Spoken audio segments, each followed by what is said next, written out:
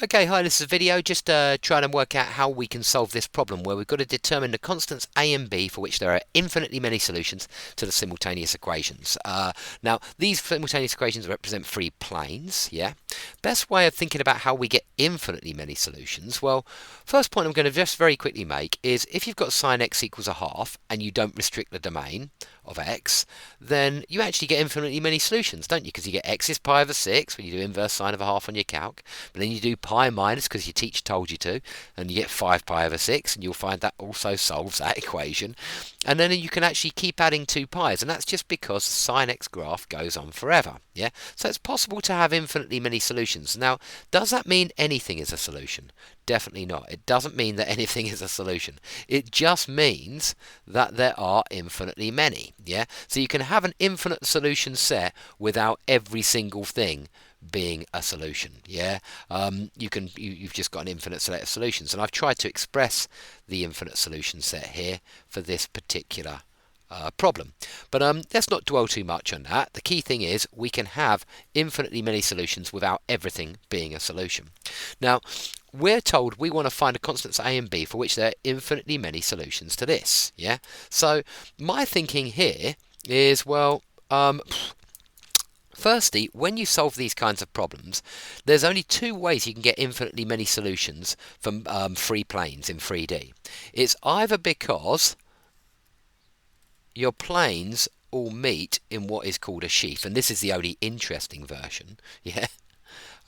So they're meeting in this line here. Yeah. But our third plane, maybe got a third plane up here like this, is also meeting along the same line. Yeah, if your planes all meet on the same line, I don't know if I've drawn that sheaf very well. It's called a sheaf. So we've got a common line of intersection here.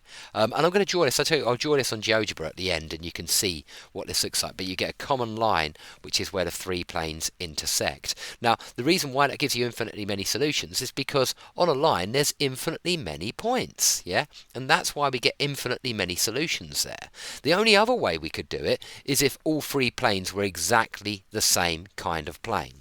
So there's only two ways to get an infinite solution set from three planes in 3D space, and that is by them all meeting in a line, and that's called a sheaf, or in fact, and this is kind of like the trivial case, they're all the same plane. So you've got one plane, but then on top of that, and exactly in that same place, you've got another plane. And then on top of that, you've got another plane, yeah? Well then sure, that is the trivial case, yeah? But we know we haven't got that in this situation.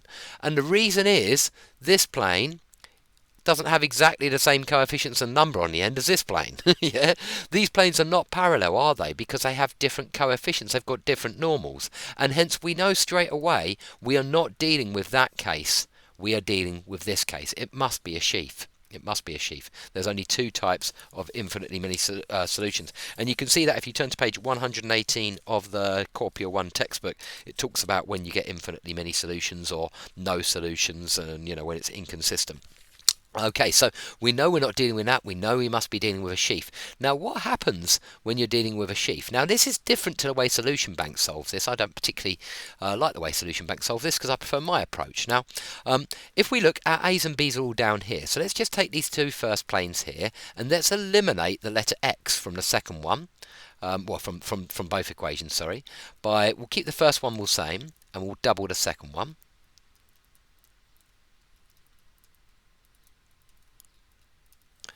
And now let's add them together, and we're going to get 3y plus 5z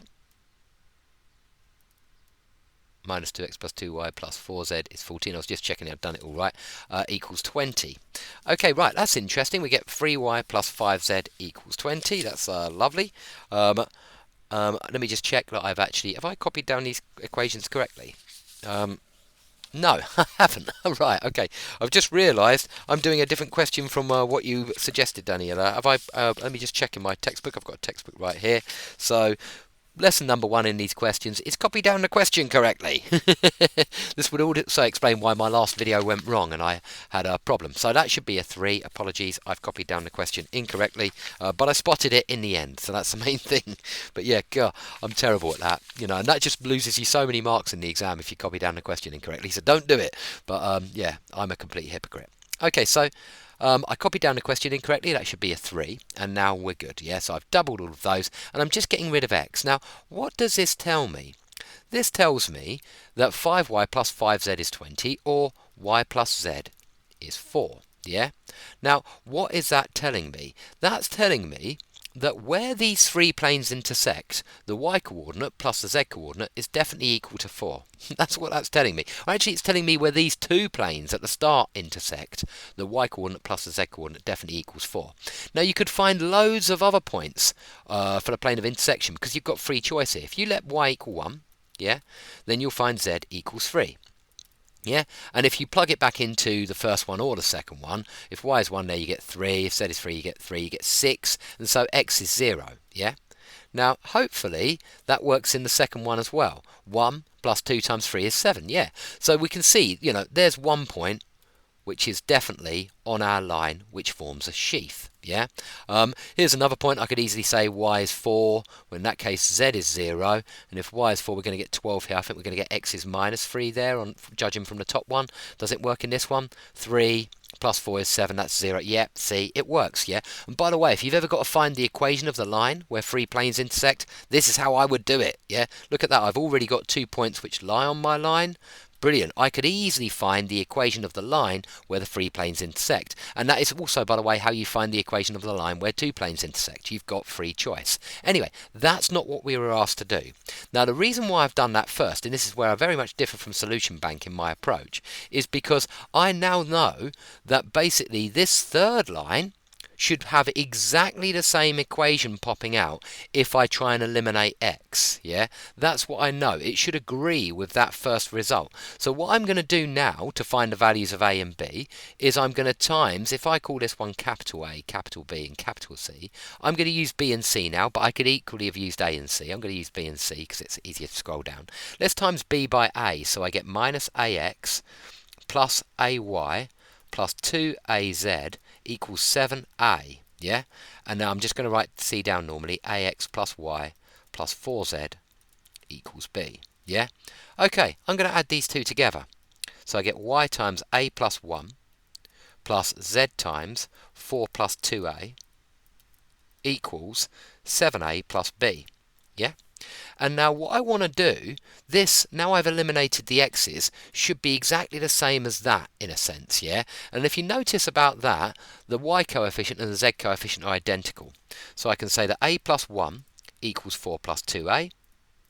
And so I can see that minus 3 equals a. Okay, I've got a already. I've got a is minus 3, yeah? Now I can find b as well, because according to this, if I just plug a in as minus 3, I'm going to get minus 2y minus 2z. You see, that enabled the y and z coefficients to be the same. And then I'm going to get minus 21 plus b. Yeah? But this should be the same as this equation here. Let's divide it all by minus 2 to make it even more obvious. Y plus z, sorry, is minus 21 plus b over minus 2. Yeah? Now this is supposed to be exactly the same as this one up here, yeah? Because they should be giving you exactly the same result if they have exactly the same line in common. And so all I'm going to do now is I'm going to say minus 21 plus b over minus 2 is the same as 4. And so that gives me minus 21 plus b is minus 8. And rearranging this, add the 21 over, you get b is 13. And I believe that's the same answer as they've got on Solution Bank. I don't even really need to check it though, because I can easily check that this generates the same line which the 2 planes lie on. So I could see the line that B and C line, but of course it's going to give me the same line because I'll be using y plus z equals 4 again. And if you remember, when you're looking for whether the equations are consistent or not, if you remember, when this turns out being exactly the same with A and B and C, when you get exactly the same equation there, that's when the equations are consistent, and therefore it must have at least one solution, and actually it's got infinitely many solutions. And you wouldn't be getting that, you'd be getting a point If it just had one solution, so you wouldn't be getting that, you'd be getting, yeah, just one single point which satisfies all the planes. So that's how I found A and B there. And like I say, really, to the second part of this question, where it just simply says, describe geometrically the interpretation, you've just got to say a sheaf. That should have been obvious from the start that this must be a sheaf. It didn't have to be. If these two planes, these two first planes, were exactly identical, then it's possible they could have all been the same, and that would have generated different values of A and B. But it must be a sheaf in 3D space. I hope that makes sense, Daniela, and anybody else watching. I was really doing it because, yeah, you asked me that question, and I didn't really like the way Solution Bank had done it, because they went to the bother of finding the inverse, and it's not necessary there. It's not necessary. But matrices, planes, and vectors, it's like that kind of topic, isn't it? There's always 10 different ways of answering a question, so I do like to give a little bit of input about the way I would prefer to do it. But that doesn't mean you did it the same way. If you did it finding the inverse, it's perfectly logical. Solution Bank did it the same way, and I have a great deal of respect for the way Solution Bank does questions, because they do, so often they find a better way of doing it than I found anyway. So it's like, yes, they've got the better of me there. So anyway, I hope that makes sense. I hope that gives you a good idea, especially if you were asked a question of how you find the equation of the line between two planes intersecting. It's a good example of how you do it. Okay, thanks for watching, and all the best. Bye bye.